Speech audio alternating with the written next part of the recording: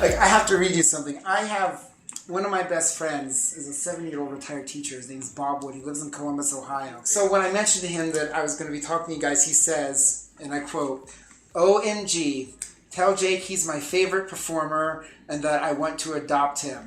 It is my dying wish." And he's flying, even though he could see you guys closer to Ohio, he's flying to New York, and he and I are both going to go see you guys on June 7th. Fantastic. Sorry, July 7th, sorry. Yeah. And really looking forward to that, but I just had to throw that in there. You never know. Yeah, you'll have to introduce me to him.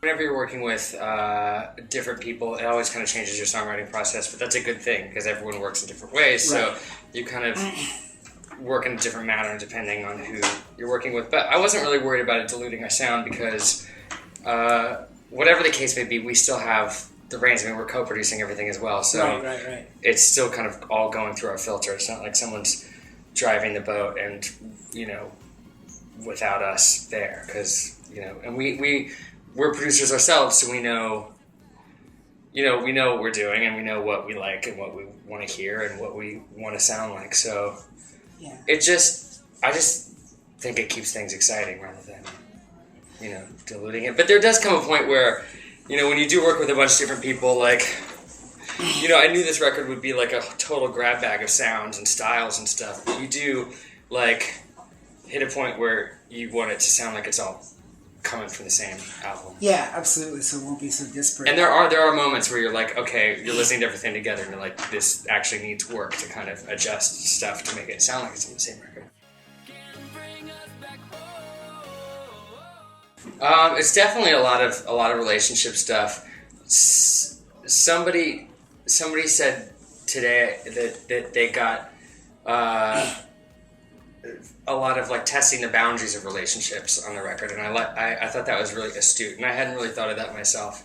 But I think this person was actually kind of right. I mean, you've got like Year of Living Dangerously, and you've got a song like Best in Me, which is kind of the opposite of that, being like, sort of it's the person asking, after all my bad behavior, after all my now that you know who I am and I'm not a perfect person, like how can you really, like, how are you still with me?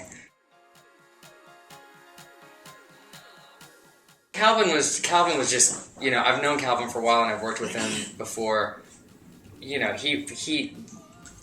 Horses was super far along, and I just, that was one of the things where we just gave it to Calvin. We're like, put your mixing on it, give it the sparkle, like, work on these builds. Right. And Calvin can do it in his sleep. He's just like a super, talented producer. So we just wanted it to like really just pop. And that's what he did with it. So, it was just super easy because Calvin just knows what he's doing.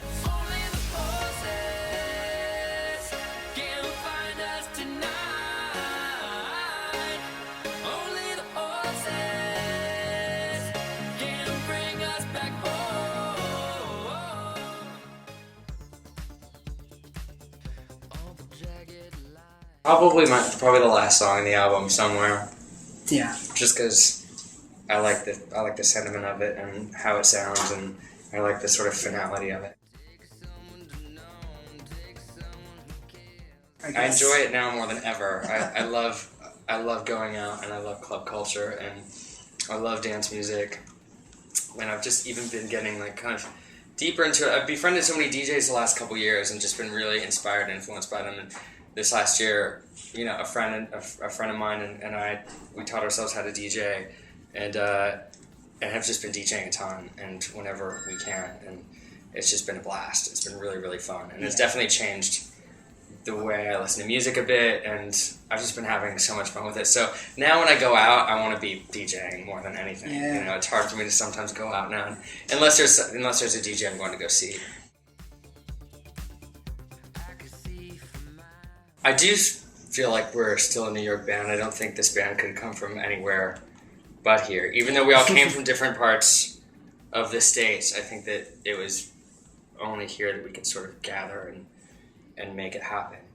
I did feel like New York really factored into this album because we wrote most of it here. Yeah. And with songs like